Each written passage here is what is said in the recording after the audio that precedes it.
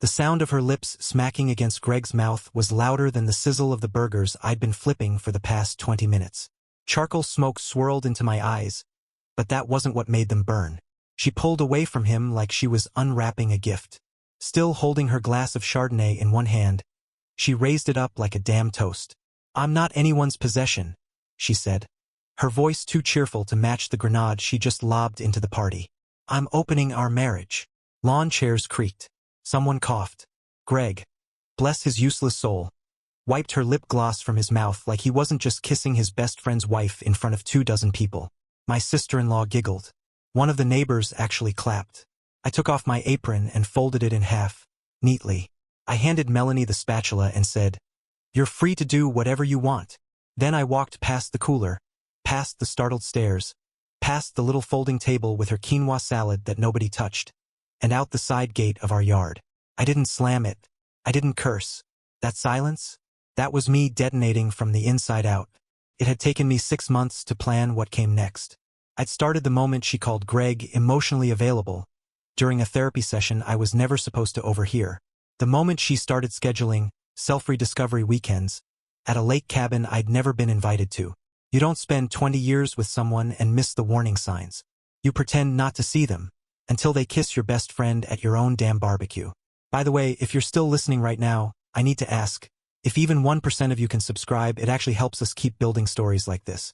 We know over 97% of listeners never hit that button, but it's the only thing keeping this going. Thanks. Back to that afternoon. You'd expect I was shaking, maybe throwing punches, but what they didn't realize is I was calm, almost surgical. I knew about the prepaid phone in her yoga bag. I knew the second password to her burner email. I'd even seen the Polaroid of her and Greg from 3 weeks ago, taken by the fireplace in our guest cabin. She'd forgotten to delete it from a shared cloud folder. Amateurs. I'd already drawn up the quiet divorce filings. The property separation had been signed, by her last Christmas, buried in a stack of end-of-year tax forms. She thought she was signing off on a new joint savings account. That day, I walked to my car 2 blocks away. I never parked in our driveway anymore, and drove to the apartment I'd been renting under my cousin's name. All the essentials were already there. Laptop, documents, my tools, my clothes, the safe with 3 flash drives and a notarized letter titled, "In case they lie." She called me that night. I didn't answer. She texted at 11:34 p.m. "You're being childish." At 12:01 a.m. "Come home. We'll talk." At 12:42 a.m. "Fine. Stay gone." I'm not apologizing for being real. Good. I didn't want her sorry. I wanted her confused.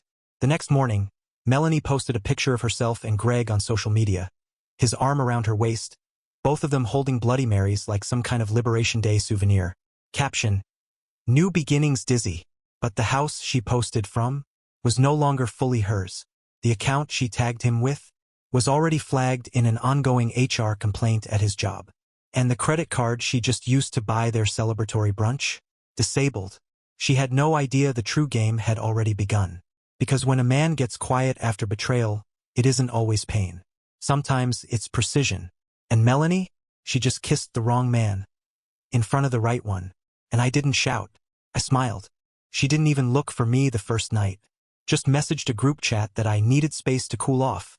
And made some smug comment about letting boys have their tantrums. She thought I was sulking, hiding in a motel or nursing a bottle in my truck like some cheap country song. What I was doing, actually, was sleeping better than I had in years. I'd rented a clean, quiet apartment in a building with no shared walls, because I was done listening to other people's noise. My cousin, a former notary who owed me a favor, had helped me set up the lease under an alias months earlier. Utilities? Paid up for a year. Wi-Fi? Already running. Back at the house, she must have noticed things missing by day 2. My cufflinks. My old photo albums. The yellow ceramic mug she hated because it looked cheap, but never realized was my father's. But the part that probably threw her off was the smell. Because despite the closet being half empty, shirts gone, tool bag missing, favorite cologne no longer on the dresser, the air still held me. It lingered in the upholstery, in the old hoodie she wore to sleep, in the garage where I used to fix things while she recharged, in the guest room texting Greg. Melanie posted a blurry selfie that morning. No makeup, bedhead, mug in hand. Caption: He'll be back. They always come back. Then the courier arrived. A manila envelope, thick, taped shut, delivered with a receipt and a required signature. Inside, for documents, notarized, all dated, all with her signature already on them. See, last October, I'd accidentally messed up our car insurance paperwork and asked her to re-sign a corrected version. She didn't notice the 2 extra pages in the back, labeled Pre-Separation Property Agreement. She signed, legally binding, witnessed, filed. Inside the envelope, bolded in black ink, no contest, irreversible split, possessions divided per enclosed list, all joint accounts terminated, beneficiaries reassigned, no right of appeal. She read it twice, then 3 times, called my phone, straight to voicemail. She texted, "Ron, WTF is this? Is this a joke?" Then, "I didn't agree to this." Then, more desperate, "This is illegal, right? Tell me this isn't legal." I didn't respond, but the state of Washington did. The seal was on every page. Her sister called me. "Just talk to her, Ron. She's freaking out." Greg texted, "Dude, come on. Be an adult." Greg, talking about adulthood. That's rich. I did answer one person, a mutual friend who had the sense not to take sides. He messaged, "Are you okay?" I replied, "Better than okay. I'm free." That friend screenshotted it, sent it to her. That's when Melanie stopped pretending it was a phase, because no man walks away like that without a plan. And it was dawning on her that she didn't just burn the bridge. She walked across it with a match in one hand and blindfolds on both eyes. And I was already miles ahead, watching the smoke rise. By Wednesday, the panic starts to seep through her perfect little Instagram facade. She wakes up to a notice from the mortgage company. Nothing major, just a routine statement. Only the account holder section looks different. One name, hers. She blinks, refreshes the screen, refreshes again.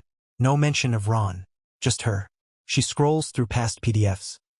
Sure enough, since January, his name's been gone from all the digital statements. Her fingers tremble as she dials the customer service line, trying to sound composed. "Hi, yes. I'm just checking something on our joint mortgage."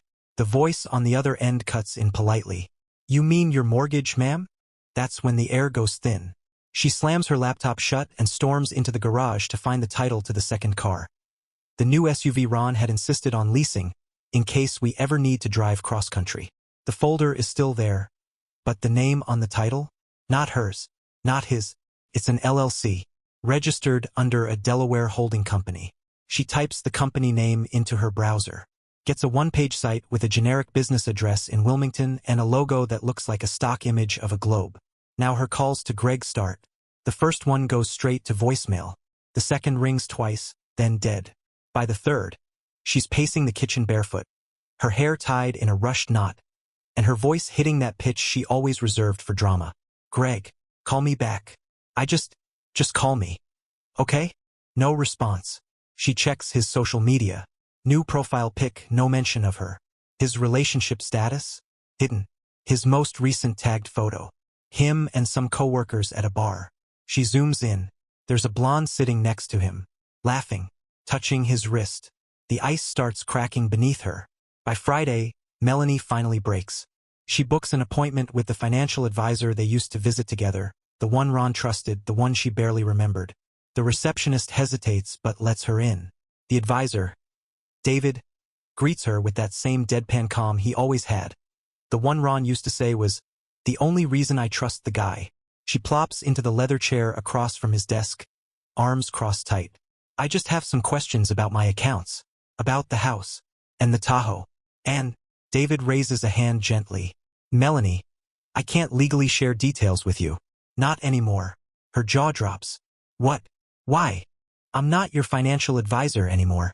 You removed me as a joint fiduciary when you signed the revised agreement packet last December." Her brain stalls. "I don't remember doing that." David nods. "Most people don't read everything they sign during holiday season, but you initialed every page." She leans forward. "So what? Ron owns everything now." He leans back. "No, that's the thing. Ron doesn't own anything. Not personally." She blinks. "What does that even mean?" "It means the assets are tied up in structures, entities, trusts, Corporations. Very clean. Very smart. He pauses. I'll just say this. You really should have read the documents you signed last year. Melanie's face falls. So what do I do now? David gives her a long, tired look. Get a lawyer. Not for him. For yourself. She leaves the office pale, clutching her purse like a life raft. Outside, her phone buzzes. A notification from her banking app. Overdraft alert. The shared card she used for groceries? Closed. She doesn't cry. Not yet. But that's when she realizes. Ron didn't vanish. He vanished her safety net. And she never even saw the trap until it snapped shut. 2 months after the barbecue, Melanie resurfaces. Glowing, loud, and nauseatingly self-satisfied. Her social media feed fills up again with selfies and sunsets. The captions dipped in forced empowerment. Healing is messy but beautiful. Freedom tastes like Sunday mimosas. No regrets. Her freedom looks like brunches with Greg, late-night karaoke, yoga retreats, and a new hair color she calls rebirth blonde. To the untrained eye, it's a woman moving on. But if you look closer, if you've lived with her as long as I did, you'd see the cracks. Her eyes darting off camera. The half-empty wine glass she keeps out of frame.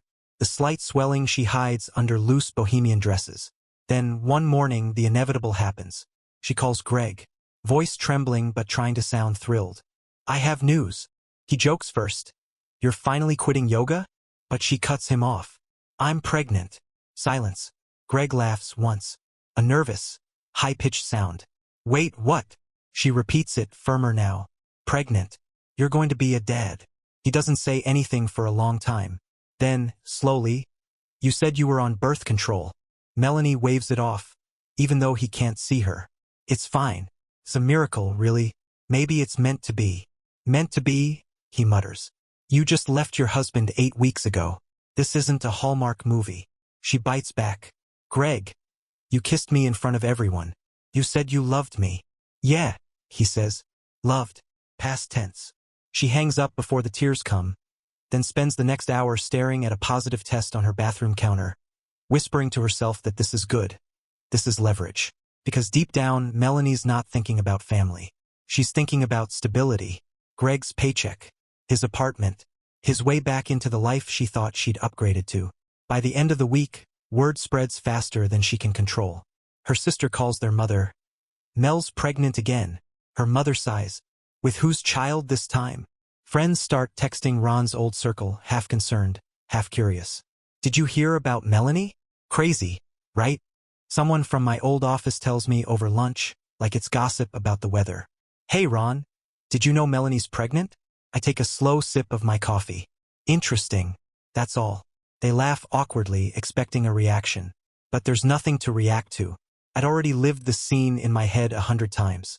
She was predictable, chaotic, but consistent. She craved attention like oxygen. And when the applause stopped, she'd create a new act. This one just happened to come with a heartbeat.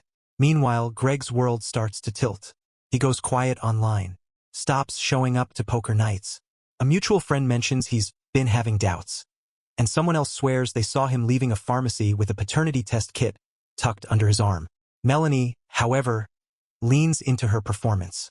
Baby announcement posts, ultrasound photos, that soft, performative glow she thinks people mistake for happiness. She calls it a new chapter.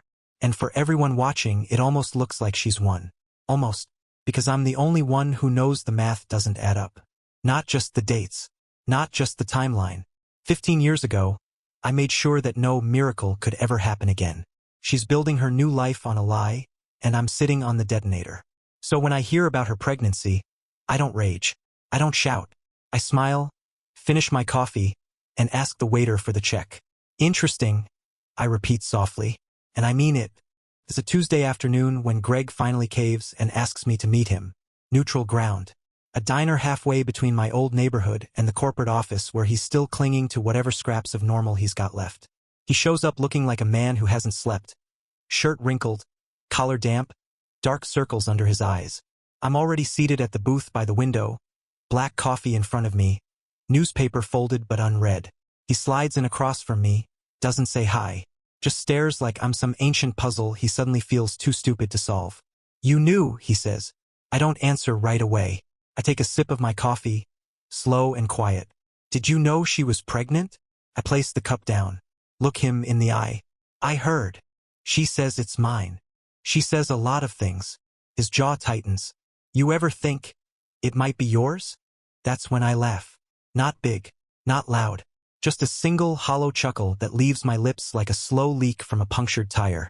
Greg, I say, leaning back. I had a vasectomy 15 years ago. Certified. Twice. He freezes. Fork halfway to his mouth. I let that sit in the air like poison. You're lying, he says, but it doesn't sound like a statement. It sounds like a prayer. I reach into my wallet, pull out a folded piece of paper. Laminated, crisp from age. I slide it across the table. Patient, Ronald J. Beckett. Procedure, vasectomy. Follow-up test. Azoospermia confirmed. Twice. Greg doesn't touch it. Just stares like he's staring into the sun. She said. I know what she said. She also said you were a safe place, and that our marriage was just a contract. Convenient until it wasn't. His mouth opens, then closes. You're the fool who mistook her chaos for passion. I just made the mistake of thinking it was loyalty. The diner hums around us. Coffee cups clinking. A baby crying at another table. Someone dropping coins by the register. But inside our booth, it's deathly quiet. Greg pushes the paper back with 2 fingers. Doesn't speak for a full minute. I didn't know, he says finally.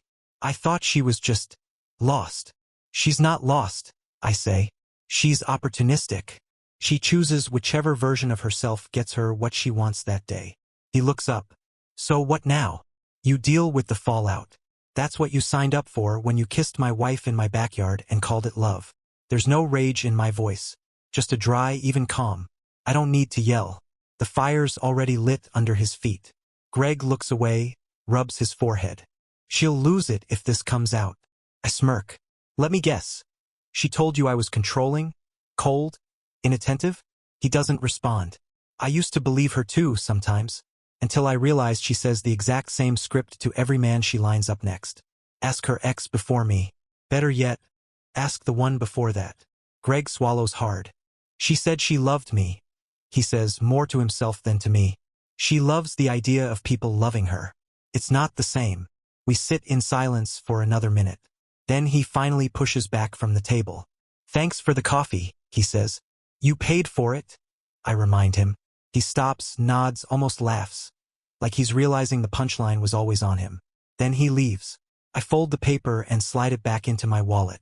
Outside the window, I watch him walk to his car, shoulders slumped, world tilted. That's the thing about secrets. Some are weapons, and some are landmines. But the best ones are surgical, planted deep, clean, silent, and when they explode, no warning, just silence. Greg disappears like a magician mid-act. No puff of smoke, no dramatic farewell, just gone.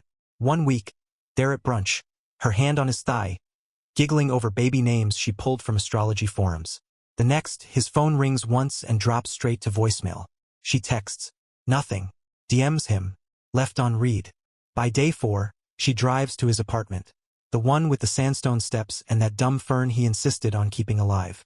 But when she gets there, the door is open, not ajar, wide open. Inside, the walls are bare. No couch, no photos, not even the cracked mug she bought him from that vineyard in Napa. Just a lonely envelope taped to the fridge with her name scrawled on it like a middle school breakup.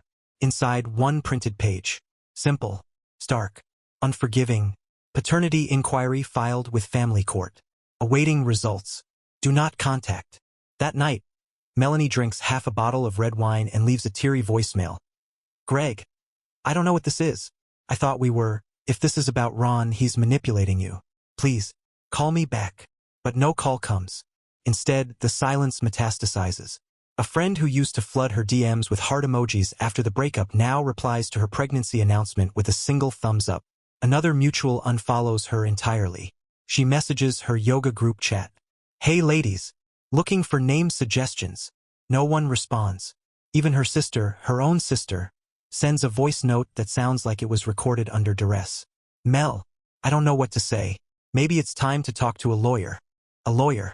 That word slams into her chest like a steel bat. Because until now, she thought she was the chaos. The storm. The breaker of chains. the woman who wouldn't be possessed. But now, the walls are shrinking. She finally breaks down and tries to call me. I let it ring twice, then send it to voicemail. 2 minutes later, she texts, "We need to talk, please. I'm serious." I respond with exactly 11 words. I don't respond to shared custody matters that don't concern me. The read receipt tells me she saw it instantly. The typing bubble pops up, then vanishes, then pops up again, then disappears. She doesn't reply. Instead, she drives around for hours that night, past the old house, past Greg's dark apartment, even past my office, still not realizing I've been gone for weeks. She's looking for someone to explain how everything flipped so fast. What she doesn't get is, this isn't a flip. It's an excavation. All I did was remove the scaffolding and let her structure collapse under its own weight. The baby bump? Not leverage. Not protection. Just a ticking clock. And every tick now echoes in the space where her support system used to be. She wanted freedom. She got it. Unfiltered. Unforgiving. Unescorted. The open marriage? It's open, all right. Wide open. And empty as hell. The neighborhood block party used to be Melanie's domain. She curated the guest list, organized the drink tables, made a spreadsheet for who brought what. She even had matching napkins printed with seasonal quotes like, "Gratitude is the wine of the soul." I always joked she missed her calling as a cruise director. But this year, she's not on the planning committee. She's not even invited. She hears about it through a mutual friend who awkwardly says, "Oh, I assume someone told you." So she shows up anyway, unannounced. 7 months pregnant, wearing oversized sunglasses and a maternity dress too tight for denial. Heads turn. Conversations stall mid-sentence. No one says it outright, but everyone knows. She walks in like it's a coronation, holds her belly like it's armor, smiles wide and artificial. "Hey, everyone, missed this," she says, too loud, too bright. No one really responds. People part for her like water around a rock. Not hostile, just evasive. A woman from her book club raises an eyebrow. "Oh wow, congrats, I guess?" Another chimes in, fake sweet. "Do you know the gender, or is that still under review?" Chuckles. Melanie tries to laugh along, but it's brittle. Cracked porcelain pretending to be a mirror. She makes her way to the snack table. Pretends to be interested in the kale dip. That's when her old friend Denise, someone she used to gossip with weekly, approaches her. Arms crossed, lip curled. "Did you really think he was just going to take it?" Melanie blinks. "Excuse me, Ron. Did you really think he'd just sit there flipping burgers while you publicly detonated your life?" "I didn't. You kissed his best friend. Announced your little liberation tour in front of his family. Smiled like you were starting a TED Talk." Melanie's face hardens. "I wasn't being malicious. I was being honest." Denise leans in. "No, you were being theatrical. And now the show's over." She turns and walks off before Melanie can recover. Then come the whispers. Not behind her back, around her. Close enough to hear. Does she even know who the father is? She always needed an audience. Ron was too calm. That's what scared me. Even the teenage neighbor who used to mow our lawn snorts as he passes her. So who's the dad this week? That one lands deep. But the deepest cut? Her mother. She shows up late, holding a tray of lemon bars like nothing happened. She spots Melanie across the lawn, makes her way over slowly. Melanie opens her arms for a hug. Her mother doesn't step in. Instead, she looks her daughter up and down. "I warned you," she says flatly. Ron doesn't bluff. Melanie's arms drop. "I didn't think he'd." "No, you didn't think. You performed. For applause. But no one's clapping now." She sets the lemon bars down and walks away. Melanie stands there alone. Stomach stretching her dress. Mascara smudged from the heat. Smile completely gone. This wasn't supposed to happen. She was supposed to reinvent herself. Come out of the ashes like some shimmering phoenix. But she forgot something crucial. You can't be reborn if no one cares to watch. And when your audience leaves the theater halfway through the play, all that's left is you on stage, choking on your own spotlight. The papers arrive on a rainy Thursday morning, tucked into a thick envelope with her name printed in crisp, cruel capital letters. She opens it expecting another bank notice or maybe a letter from Greg. Some whimpering attempt at closure. But it's worse. Much worse. Petition for disestablishment of paternity and non-responsibility for support. There's a second page. stapled. DNA results. Her name, the child's, and mine. At the bottom, probability of paternity, 0%. She screams, actually screams, like someone took a hot wire to her spine. The ultrasound photo on the fridge, gone in one sweep of her hand. The mason jar full of prenatal vitamins, shattered against the wall. She calls her lawyer, demanding to know what this means. He's dry, clinical. It means you're on your own, Melanie. Legally, financially, and biologically. She demands a court hearing. A chance to explain, to appeal, to spin. But the law doesn't care about spin. 2 weeks later, she walks into the courtroom with swollen ankles and a tight, borrowed dress. Her lawyer whispering strategy in her ear like it matters. I'm already there. Front row. Neat gray suit. Clean shave. Quiet. I don't look at her. The judge barely does either. The courtroom clerk reads the motion. The DNA results are admitted into evidence. Her lawyer tries to pivot, grasping for anything. Your Honor, there may be procedural. The judge raises a hand. The results are conclusive. There is no legal basis to assign paternity to the respondent. Petition granted. Support obligation terminated. Gavel. Done. Melanie tries to stand. Her legs wobble. She sits again. The silence is thick. Her mouth moves. No words come out. I stand. Adjust my cufflinks. Walk past her slowly. As I pass, I drop a small folded card onto the table in front of her. She unfolds it with shaking hands. One sentence. Handwritten in clean, black ink. You kissed your new life in front of me. Now raise it without me. She stares at it like it's a death certificate. In a way, it is. The death of her fallback plan. The end of leverage. No shared custody. No visitation rights to weaponize. No checks in the mail. No health insurance under my name. Nothing. Just her. And the baby. And the echo of a life she performed into extinction. As I exit the courtroom, I don't feel victorious. I feel done. Clean. She chose chaos, thinking it would make her feel alive. But chaos without consequence is just fantasy. And the thing about fantasies? They vanish when the curtain falls. The only thing left on that courtroom table was the note. And Melanie, staring at it like it might blink and say something different.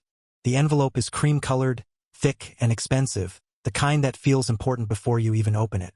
It arrives 3 weeks after the court hearing, and for once, it's not bad news. You are cordially invited to the Ridgemont University Annual Alumni Charity Gala and Auction. She almost tosses it. Almost. Then she sees the name. Keynote speaker Ronald J. Beckett, class of '01. Her thumb hovers over the RSVP button for 5 full minutes. It's probably nothing. Probably boring. But maybe he'll look at her. Maybe he'll still feel something. She spends the entire day prepping like it's the Oscars. Hair done. Makeup sharp. A maternity gown tailored to accentuate what she calls the glow. She even books a driver. No more showing up in Ubers like a discarded extra. When she walks in, heads do turn. She's still got that presence, that practiced grace. But it's not admiration in their eyes anymore. It's curiosity laced with judgment. People say hello. Politely. Briefly. One woman eyes her bump and says, "Wow. Bold move." Another murmurs, "Didn't expect to see her here." She pretends not to hear. The ballroom is golden. Warm lights. Crystal glasses. A string quartet playing something expensive and forgettable. She spots Ron across the room. Gray suit again. Hair freshly cut. Laughing with some executive types. And then he steps onto the stage. The room dims. A single spotlight hits the podium. The MC introduces him with applause. He speaks. Calm. Crisp. Charismatic. Starts with a joke about dorm food and old professors. The crowd chuckles. Then his tone shifts. He talks about legacy. About integrity. About choices. No one plans to wreck their life, he says. It happens in tiny steps. Justifications. One little lie at a time. Until one day you realize your name, your reputation, your future. It's not yours anymore. You gave it away. For applause. Or attention. Or a moment that meant nothing the next day. Silence. People shift in their chairs. Melanie's spine stiffens. Her throat goes dry. He doesn't say her name. Not once. He doesn't need to. He closes with a calm smile. And sometimes, when someone shows you what they value, you simply let them have it. Applause erupts. Loud. Sincere. He nods, steps down, and walks past her without even glancing her way. She's frozen in her seat, hands on her belly, applause still echoing in her ears like a slow humiliation. She thought showing up would remind him of the history, the years, the version of her that used to matter. But all it did was remind her he doesn't need to burn her publicly, because the room's already watching her collapse on her own. She leaves before dessert. Nobody stops her. The house is dark when she returns, quiet in that heavy, oppressive way, the kind of silence that feels like judgment. She sets her heels by the door, winces as her swollen feet touch the tile, and drops her clutch on the entry table with more force than she meant to. The gown, once glamorous, now wrinkled and damp at the hem, slides off her like a costume she's grown ashamed of. She walks barefoot to the kitchen, pours herself water, and stares out the window. Across the lawn, where their backyard once bloomed with laughter and tiki torches, it's just weeds now. The grill's still there, rusted shut. A single paper lantern flaps from a tree branch. She hasn't been out there since the day everything broke. She almost doesn't see it. The envelope. Cream again, but smaller this time. No return address. Just her name handwritten in the center. It's resting on the front mat. Placed deliberately. She opens the door slowly. Picks it up with careful fingers like it might explode. Inside, one photo. No words. Just an image. The barbecue. That day. She's in the center of the frame, laughing like a teenager, eyes closed, mouth pressed greedily to Greg's. Her arm hooked around his neck like he's a prize. But that's not what breaks her. It's what's in the corner. Barely visible. Out of focus, but unmistakable.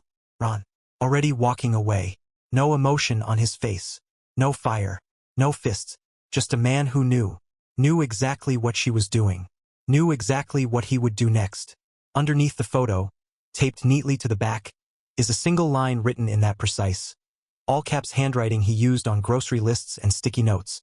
You were never mine. I just made sure I wasn't yours either. Her knees give out before the tears do. She crumples to the floor, clutching the envelope like it might change its contents if she holds it tight enough. There's no legal clause to undo this. No custody plea. No apology big enough to undo the optics because he didn't just win. He disappeared from her world so completely, so cleanly, that all that's left is this image. A frozen second in time. The moment she chose a new life. And the exact instant the old one walked out the side gate. Without a word, without a backward glance. Already 2 steps ahead. She thought she detonated him. But she was the one who never saw the fuse. And now she's alone. With a child she can't explain. A name no one says. And a silence so vast it feels like judgment itself. The final act wasn't explosive. It was surgical, precise, cold. The kind of ending you don't scream about because you know you earned it.